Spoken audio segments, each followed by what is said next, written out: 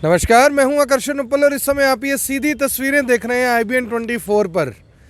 दोस्तों, एक तरफ कोरोना का कहर चल रहा है, आम आदमी तड़प रहा है क्योंकि उसका काम धंधे लगभग ठप हो चुके हैं। सरकार योजनाएं बहुत ला रही है, काफ़ी कोशिश की जा रही है कि लोगों को राहत दी जा सके, लेकिन बावजूद इसके जो लोग हैं कहीं ना कहीं त्राहिमाम हैं क्योंकि उनका जो पैसा है वो प्रॉपर्टीज़ में फंसा हुआ है, उनका जो पैसा है ऐसी चीज़ों में फंसा हुआ है जहाँ से वो निकाल नहीं सकते। ऐसे में जिन लोगों ने रामनगर करनाल के अंदर कमेटियां डाल रखी थी, उन लोगों को उम्मीद थी कि हमारा पैसा जल्द ही वहाँ से वापस आएगा, हम अपने बच्चों को अच्छी पढ़ाई करवा पाएंगे। किसी ने अपने बच्चों की शादी करनी थी, किसी ने अपने पिता का इलाज करवाना था, किसी ने अपने बिजनेस को बढ़ाना था, किसी ने नया व्यापार खोलना था। लेकिन इस समय हर उस व्यक्ति के माथे पर चिंता की लकीरें हैं जिसने रामनगर करनाल में कुछ ऐसे लोगों के पास अपनी कमेटियां डाल रखी थी जो पिछले लंबे समय से उनका विश्वास जीतने में कामयाब रहे। कभी ये कमेटियां हज़ारों रुपए की होती थी, फिर ये कमेटियां लाखों में पहुंची और एक समय ऐसा भी आया कि जब इन कमेटियों की कीमत करोड़ों रुपए हो गई। मेरे पास एक लिस्ट है, ये लिस्ट आप देख सकते हैं कि किस तरह से इस लिस्ट के अंदर कोड वर्ड लिखे गए हैं। कोड वर्ड आप समझें कि कोड वर्ड लिखे गए हैं जिसमें पूरा अमाउंट ना लिखकर इस तरह बताने की और जताने की कोशिश की गई है कि अगर किसी और का नाम इसमें आ भी जाता है, अगर ये लिस्ट किसी के हाथ भी लग जाती है तो काफ़ी कुछ इसमें सामने नहीं आएगा।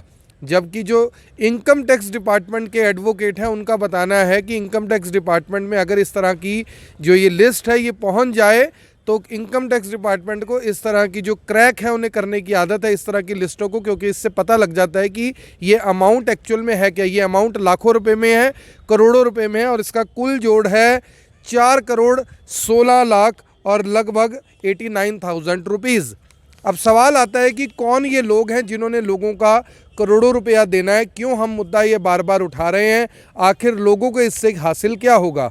तो दोस्तों, मैं आपको बता दूं कि रामनगर करनाल में बीजेपी के कुछ नेता हैं जिनके पास बीजेपी के कुछ पदभार भी हैं, जो बीजेपी से में कुछ समय पहले जुड़े थे, इससे पहले किसी और पार्टी के समर्थक थे। लंबे समय से जो रामनगर करनाल की राजनीति है उसमें उनका दबदबा रहा है, लेकिन फिलहाल वो दबदबा इस वजह से ख़त्म होने की कगार पर है। अगर मैं ये कहूँ कि जो राजनीतिक उनका कैरियर है वो ख़त्म होने की कगार पर है, उसका एकमात्र कारण ये है कमेटियों का पैसा।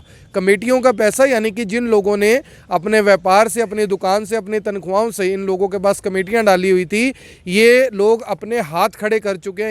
इनका कहना है कि हमारे पास आप लोगों को देने के लिए पैसा नहीं है।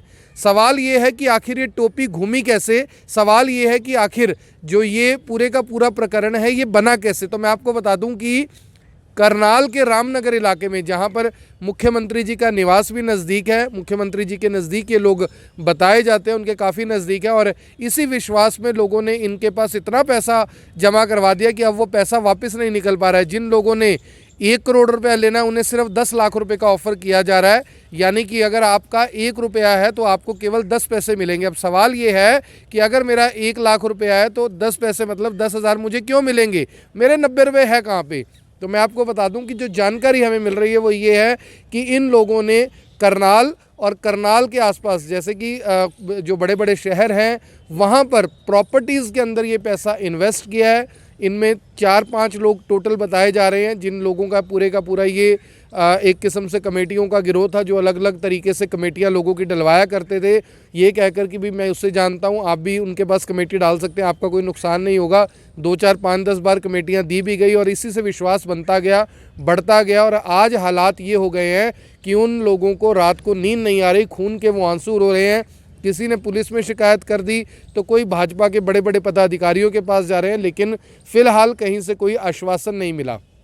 इनमें से कुछ लोग ऐसे भी हैं जो डायरेक्टली हमारे संपर्क में आए हुए हैं। उन लोगों का कहना है कि अभी हमें समय दिया जा रहा है, अगर हमारी बात नहीं बनती है तो फिर वो ऑन कैमरा उन लोगों के नाम भी बताएंगे, अमाउंट भी बताएंगे और ये भी बताएंगे कि आखिर क्यों ये पैसा उन्हें वापस नहीं दिया जा रहा है। इनमें से कुछ लोगों से जब हमने पूछा कि आपका ये लाखों रुपया, करोड़ों रुपया आपके पास कहाँ से आया जो आपने कमेटियाँ डाली, तो उन्होंने बताया कि ये हमारा बिजनेस का पैसा था जो हम भी आगे, जैसे कि अगर किसी की कमेटी कोई 10 लाख की है, 20 लाख की है, तो वो बोले कि ये अकेले हमारे पैसे नहीं है, हमने भी आगे ग्रुप बनाए हुए थे, वहाँ पर हमारा भी जो विश्वास है वो कहीं ना कहीं टूटने की कगार पर है। यानी कि अगर हमने 10 लाख रुपए की कमेटी डाली है तो वो भी हमने 10 लोगों का ग्रुप बनाया हुआ था, एक एक आदमी की इतनी पावर नहीं थी कि वो इतना पैसा इन्वेस्ट कर पाते। और इसी का फ़ायदा ये लोग उठा रहे हैं, क्योंकि इन लोगों को पता है कि कोई व्यक्ति शिकायत करेगा तो जो कमेटियां हैं वो एक लीगल बिजनेस नहीं है। लेकिन मैं आपको बता दूं कि अगर एनफोर्समेंट डायरेक्टरेट या इनकम टैक्स विभाग में इस मामले की सूचना दी जाती है, क्योंकि कुछ प्रॉपर्टीज़ की डिटेल भी सामने आ रही है जहां पर ये पैसा इन्वेस्ट किया गया, कुछ ऐसे लोग भी हैं इसमें जो इस पूरे के पूरे मामले में शामिल हैं, जिन्होंने इस बात की गारंटी दी है कि आप इतना इतना पैसा दीजिए, बाकी काम हम संभाल लेंगे। वहीं सवाल ये है कि जो ये पूरे का पूरा मामला है, क्या इससे भारतीय जनता पार्टी की साख को बट्टा नहीं लगेगा? क्या मुख्यमंत्री जी की साख को इसमें बट्टा नहीं लगेगा? क्योंकि लोगों का तो मानना ये है, लोगों का कहना ये है कि क्योंकि ये लोग मुख्यमंत्री जी के साथ तस्वीरें खिंचवाते थे, क्योंकि इन लोगों का एक बड़ा नेक्सस था, यानी कि बड़े तरीके से, लंबे तरीके से जो इनके हाथ थे, वो हमें लगता था कि ये सरकार में ये लोग हैं, आखिर बावजूद इसके ये पैसा हमें वापस क्यों नहीं कर पा रहे। मेरे पास एक लिस्ट है, उसमें मैं कुछ नाम आपको पढ़कर बता रहा हूँ और वो अमाउंट भी आपको बताऊँगा। अमाउंट के आगे आप समझ जाइएगा कि वो अमाउंट क्या है। सबसे पहला नाम है मनोज देली, इसके लगभग 13,40,000 रुपये बताए जा रहे हैं। मिड्डा साहब हैं, जसवंत हैं, लवकेश हैं, मनोज करके एक नाम आ रहा है, भाटिया जी हैं, भारत जी हैं, बंटी हैं, आयुष हैं, संजय हैं, सतीश हैं, दुर्गा है, आहूजा जी हैं, संदूजा जी हैं, सलूजा जी हैं, एक कलेर करके भी नाम इसमें आ रहा है, शिव करके नाम आ रहा है, इनके काफ़ी पैसे बताए जा रहे हैं, भवनेश करके नाम आ रहा है, एक डॉक्टर भी हैं रामनगर के जिन्हें मैं निजी तौर पर जानता हूं, उनका भी पूरा नाम यहाँ पर लिखा हुआ है, सुरेंद्र हैं, आनंद हैं, राजीव हैं, संजीव हैं, बलजिंदर हैं, मोहन हैं, भीम हैं, कविश हैं, सतवीर हैं, राजकुमार हैं। अब सवाल ये है कि इन सबके नाम मैंने आपको बता दिए, इनका अमाउंट कितना कितना है। अमाउंट आप सुनेंगे तो आपके पैरों के नीचे से ज़मीन निकल जाएगी। किसी के 68 लाख है, 6,81,000 है, 3,88,000 है, 14,43,000 है, 11,87,000 है, 25,40,000 है, 24,81,000 है, 21,70,000 है, 8,15,000 है। जिन डॉक्टर साहब की मैं बात कर रहा हूँ उनके भी 6,10,000 रुपये इसमें बताए जा रहे हैं कि डॉक्टर साहब के भी 6,10,000 रुपये फंस गए हैं। अब सवाल ये है कि 5,75,000, 8,45,000, 2,47,000, 87,000, 38,72,000, 1,75,000, 1,77,000, 88,000, 2,80,000, 45,000, 66,000, 12,000 और इतना मोटा मोटा अमाउंट है। टोटल ये जो अमाउंट है ये 4 करोड़ से ज़्यादा पूरा अमाउंट है। 4 करोड़ 16 लाख रुपए के आसपास ये अमाउंट है। जल्द ही जो लोग हमारे कैमरे पर आएंगे वो खुद बताएंगे कि कौन ये लोग हैं जिन्होंने उनकी जीवन भर की कमाई लूट ली। जो लोग ये कह रहे हैं कि हम आपको, अगर आपका 1 लाख रुपये है तो हम आपको सिर्फ 10,000 देंगे, अगर आपका 10 लाख रुपए है तो हम आपको सिर्फ 1 लाख रुपए देंगे। सवाल ये है कि वो 90 पैसे आखिर हैं कहाँ पे। सवाल ये है कि जो जिन लोगों की छोटी कमेटियाँ हैं उनको पैसा ज़्यादा दिया जा रहा है, लेकिन जिनका अमाउंट बड़ा है उन्हें पैसा कम दिया जा रहा है। इसका भी कारण सुनिए, जिनका पैसा कम है वो लोग ज़्यादा चिल्लाते हैं, ज़्यादा बोलते हैं, इसलिए उनको संतुष्ट किया जा रहा है। किसी को 40 पैसे दिए जा रहे हैं, किसी को 50 पैसे दिए जा रहे हैं और किसी को तो 75 पैसे की भी हामी दी गई है। लेकिन जिनका अमाउंट बड़ा है उन लोगों का पैसा डूबने की कगार पर है, क्योंकि उनका पैसा बहुत ज़्यादा है। फ़ायदा इस बात का उठाया जा रहा है कि ये लोग शिकायत नहीं कर सकते। हालांकि जो कानूनी जानकार हैं उनका कहना है कि इसका भी तरीका है, ये पैसा निकलवाया जा सकता है, क्योंकि कुछ लोगों के पास ऑडियो रिकॉर्डिंग्स हैं, कुछ लोगों ने वीडियो रिकॉर्डिंग्स तक कर रखी हैं, कुछ ऑडियो रिकॉर्डिंग हमारे पास भी हैं। तो ये जो सारे सबूत हैं ये कहीं ना कहीं उनके लिए दर्दनाक हो सकते हैं आने वाले समय में, उनके लिए यानी कि ऐसा सबब हो सकता है। कुछ रिकॉर्डिंग्स अगर हम भी यहाँ पर चलाएँ तो आप समझेंगे, आपको पता लग जाएगा कि कितना कितना इन लोगों का अमाउंट था। लेकिन कल को ये लिस्ट किसी और के हाथ ना आए, इसमें इतनी जीरों कम लगाई गई हैं कि पता ना लग पाए कि ये पैसा कितना है। लेकिन इनकम टैक्स और ईडी इस तरह के मामलों को अक्सर क्रैक करते आए हैं, क्योंकि जब मंत्रियों संतरियों अफसरों के पास डायरियाँ मिलती हैं उसमें भी इसी तरह के अमाउंट लिखे होते हैं। और ये विभाग और इनके अधिकारी काफ़ी ज़्यादा तेज और मुस्तैद रहते हैं, उन्हें पता होता है कि कौन सा मामला कहाँ का है और कितने पैसे किसके हैं।